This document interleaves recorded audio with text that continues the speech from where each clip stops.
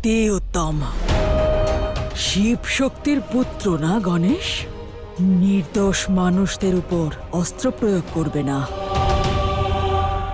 আর মানুষদের ছদ্মবেশে আমার পুত্রেরা ভিতরে প্রবেশ করবে আর স্বর্গলোক অধিকার করবে।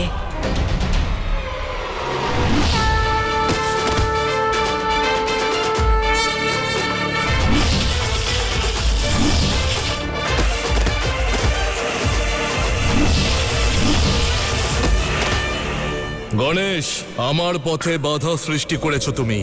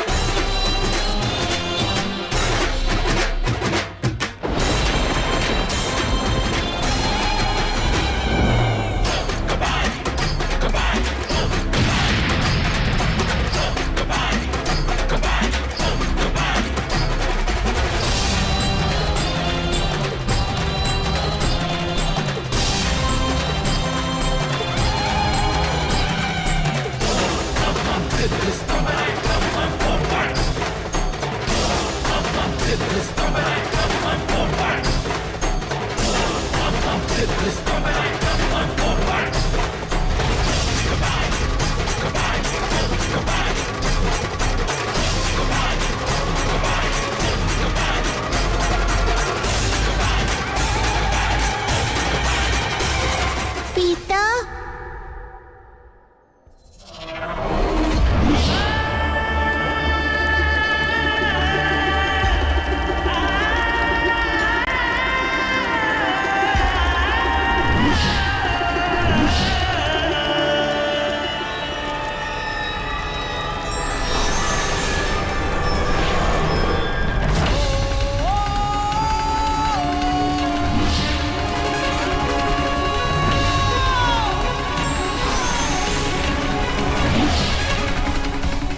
এই ধাপ পেরোলেই মহাদেবের দ্বিতীয় পরীক্ষাতেও উত্তীর্ণ হব আমি।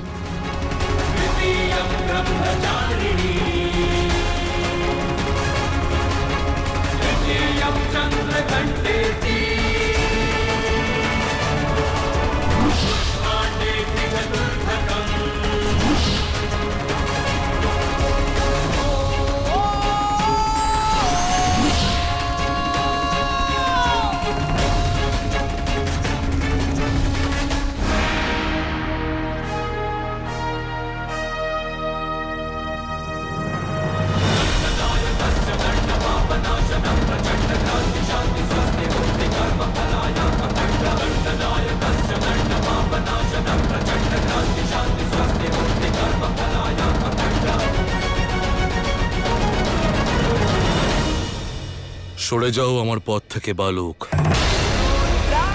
তুমি তো জানোই এর পরিণাম কতটা ভয়ঙ্কর হতে পারে।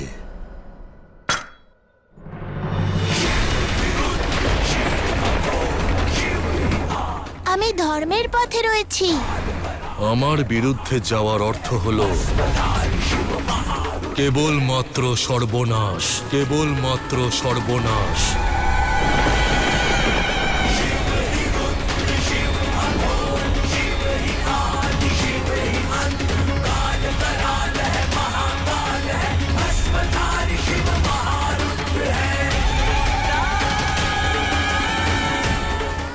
যথার্থ।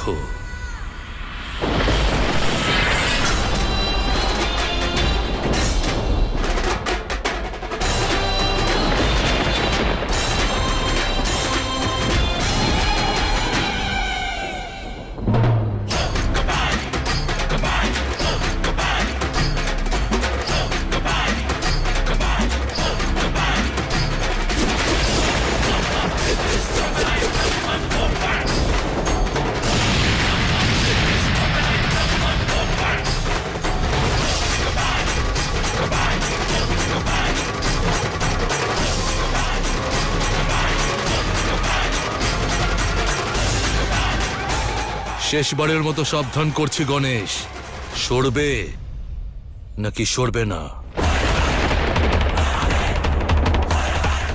গণেশ,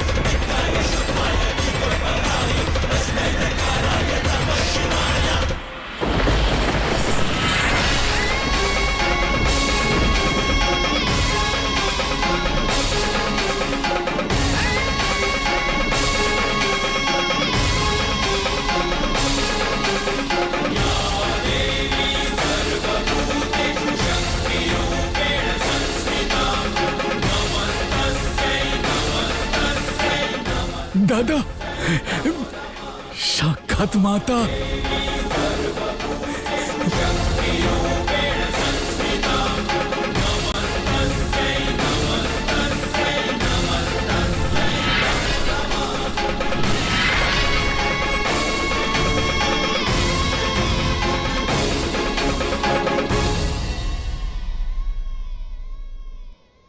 গণেশ,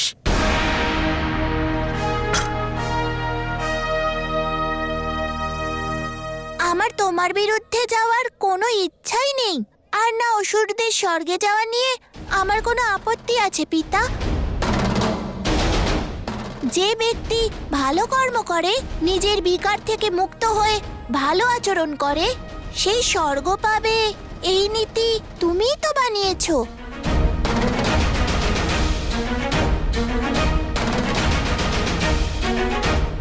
আমার শুধু এটুকু অনুরোধ যে পবিত্র স্থান স্বর্গে প্রবেশ করার আগে এই অসুর তাদের আসরিক প্রবৃত্তি ত্যাগ করুক, সদা সত্য আর ধর্মের সঙ্গে থাকার সংকল্প নিক।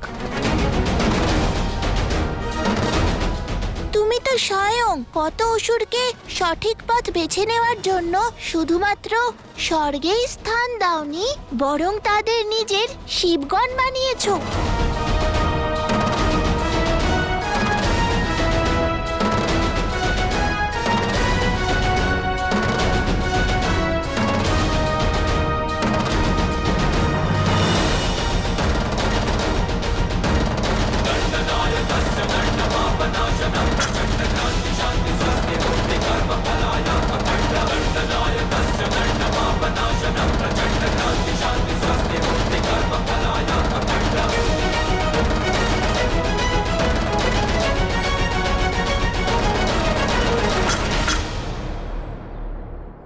স্বর্গ শুভ সংকল্প, শুভ ভাবনা নিয়ে তৈরি হয়েছে।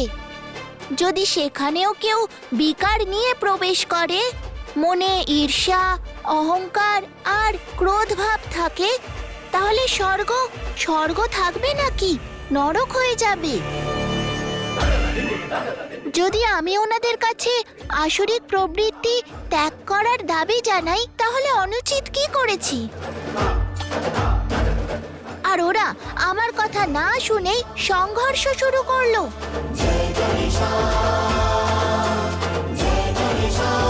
গণেশের তর্ক আর কর্ম সর্বদা ধর্মযুক্ত হয় মহাদেব।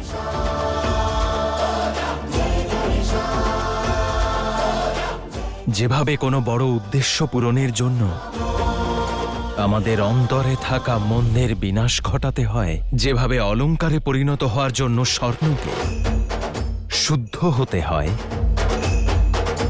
ঠিক সেভাবে স্বর্গের শুদ্ধতার জন্য, সৃষ্টির নিয়ন্ত্রণ বজায় রাখার জন্য আমার মনে হয় না মহাদেব যে গণেশের এই চাওয়াতে কারো কোনো আপত্তি থাকতে পারে।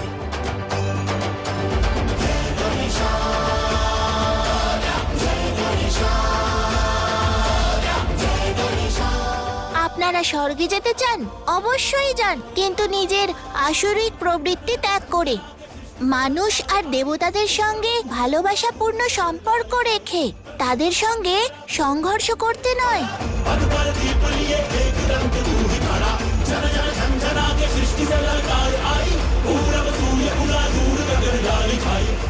না, আমি যাব, আমি যাব, আমি যাব, আমি যাব, না আমি যাব, না আগে আমি প্রথমে যাব, আগে আমি যাব, আগে না আমি যাব, আগে আমি যাব, আমায় যেতে দাও, আমি যাব আগে, ছাড়ো, আমি যাব আগে, আগে আমি যাব। বাস,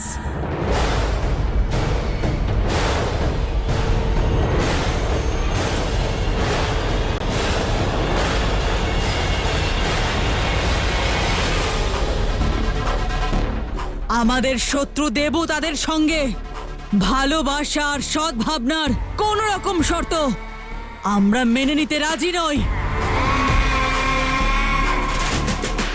আমরা গর্বিত আমরা আমাদের অসুরত্বের উপর, আমাদের ভাবনার উপর, আমাদের স্বভাবের উপর। যদি আমাদের আসরিক প্রবৃত্তি ত্যাগ করি, তাহলে অসুর থাকবো কি করে? আমাদের অস্তিত্ব ত্যাগ করতে আমরা প্রস্তুত নই। রাখুন আপনাদের স্বর্গ আপনাদের কাছে। চাই না আপনাদের ভিক্ষা। আমরা যখনই স্বর্গ নেব আমাদের প্রবৃত্তির সঙ্গে আমাদের যোগ্যতার দ্বারাই অর্জন করব। দেবতাদের পরাজিত করে নেব, তাদের অস্তিত্ব মুছে দিয়ে নেব, আমাদের অস্তিত্ব ক্ষুণ্ণ করে নয়। চলো পাতালে। মাথায় কি করছেন আপনি?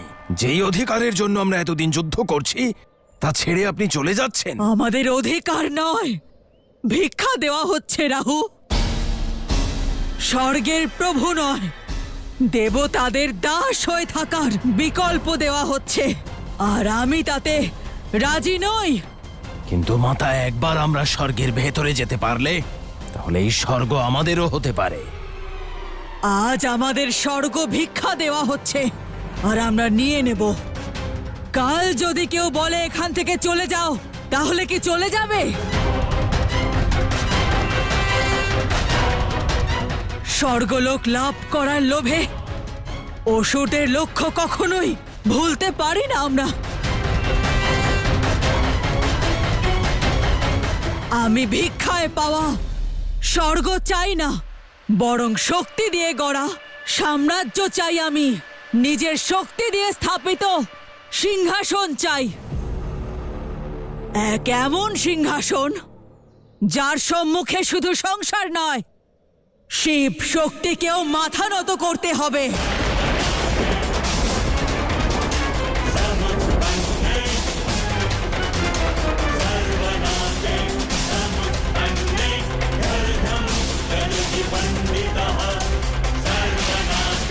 আর মাতা পিছিয়ে আসা, সেটা হেরে যাওয়া হবে না। যদি দয়া করে ভিতরে যেতে দেয় তাহলে এই দেবতারা না আমাদের ভয় পাবে আর না আমাদের কখনো সমান অধিকার দেবে। আমার সম্পূর্ণ বিজয় চাই।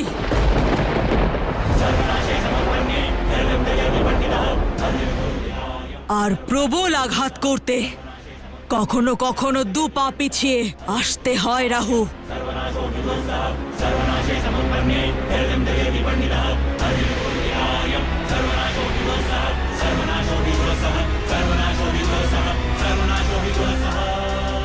চলো।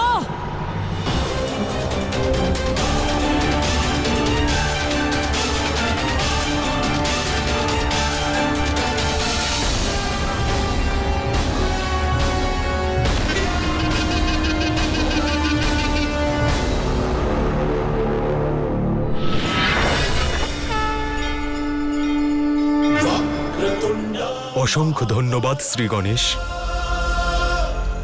আপনি প্রমাণ করে দিয়েছেন যে কেন আপনাকে বিঘ্নহর্তা রূপে পুজো করা হয়। আর যেভাবে আপনি অসুরদের থেকে স্বর্গ আর আমাদের দেবতাদের অধিকারের জন্য লড়াই করলেন, সেই কারণে আমরা মন থেকে আপনাকে ধন্যবাদ জানাচ্ছি। জয় শ্রী গণেশ, জয় শ্রী গণেশ, জয় শ্রী গণেশ, জয় শ্রী গণেশ, জয় শ্রী গণেশ, জয় শ্রী গণেশ।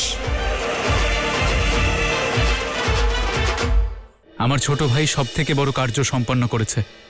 সোজা রুদ্রের কাপালিক অবতারের সম্মুখে দাঁড়িয়েছে। কিছুক্ষণের জন্য তো আমিও ভয় পেয়েছিলাম।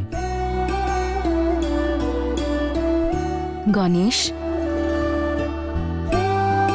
আজ যে বুদ্ধি, তর্ক আর বিনয় দ্বারা তুমি এই পরিস্থিতিকে সামলেছ, আমার গর্ব হচ্ছে তোমার উপর পুত্র। আর এই সংসার তোমাকে সর্বদা মনে রাখবে। আজ গণেশ যে লীলা দেখিয়েছে তাতে প্রমাণ হয়েছে যে নটরাজরূপী মহাদেবের পুত্রকেও নটেশ বলার পূর্ণ অধিকার আছে, নটেশ বলার পূর্ণ অধিকার আছে। আজ তুমি শক্তি দিয়ে নয়, তোমার বুদ্ধি দিয়েই ঘোর বিপদ কাটালে, ধর্মের পথে থেকে ধর্ম রক্ষা করলে। তাই এই সংসার তোমাকে বুদ্ধি আর জ্ঞানের দাতা বলবে, আর জ্ঞানের দাতা বলবে, আর জ্ঞানের দাতা বলবে। বলো গণপতি বুদ্ধিদাতা গজানন নটেশের জয় নটেশের জয় নটেশের জয় নটেশের জয় নটেশের জয় নটেশের জয় নটেশের জয় নটেশের জয়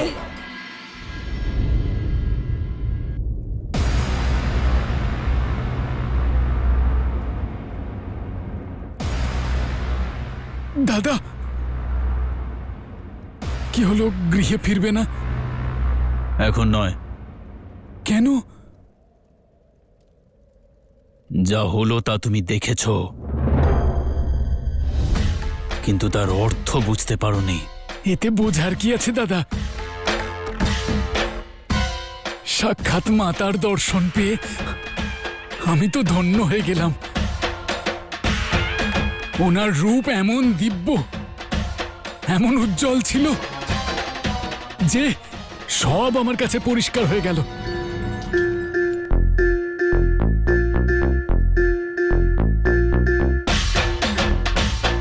তুমি কেন এসব কিছু নিয়ে ভাবছো? চলো গৃহে ফিরি, যাত্রা অনেক দীর্ঘ হবে। হ্যাঁ, যাত্রা সত্যিই দীর্ঘ হবে, কিন্তু তা গৃহের পথে নয়, আমাদের উদ্দেশ্যের পথে। উদ্দেশ্য? কেমন উদ্দেশ্য দাদা? নতুন কিছু শিখতে হবে মণি, নতুন কিছু করতে হবে। এখন এটাই আমাদের উদ্দেশ্য। শুনেছি মহাদেবের স্বরূপ কাপালিক তন্ত্রবিদ্যা শেখাতে শুরু করেছেন এবং অনেক সাধক মানব ঋষিরা তার কাছে যাচ্ছেন।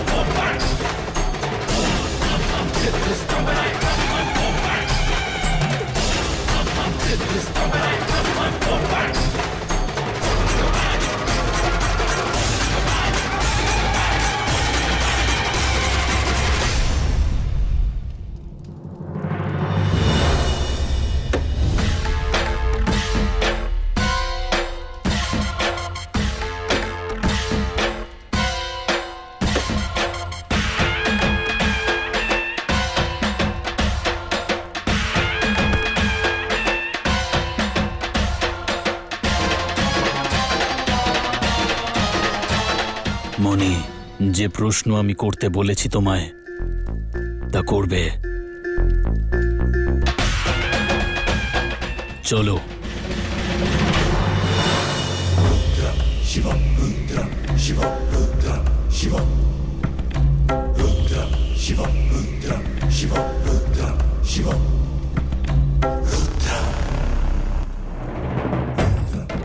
আজ আপনারা সবাই যারা উপস্থিত হয়েছেন, আমি আপনাদের সবাইকে এই সংসারের সবচেয়ে শক্তিশালী শিবতন্ত্র শেখাবো। শিবতন্ত্র শেখাবো। শিবতন্ত্র শেখাবো, বিশেষ করে মানুষদের জন্য। মহাদেব, যে শিবতন্ত্র আজ অব্দি গোপন ছিল, কেবল দেবতারাই যা জানতেন, তা আমাদের মানুষদের কাছে কিভাবে পৌঁছচ্ছে? আর প্রভু, শিশুকাল থেকে শুনে এসেছি যে তন্ত্রবিদ্যা এক অশুভ বিদ্যা, বাধা সৃষ্টি করে।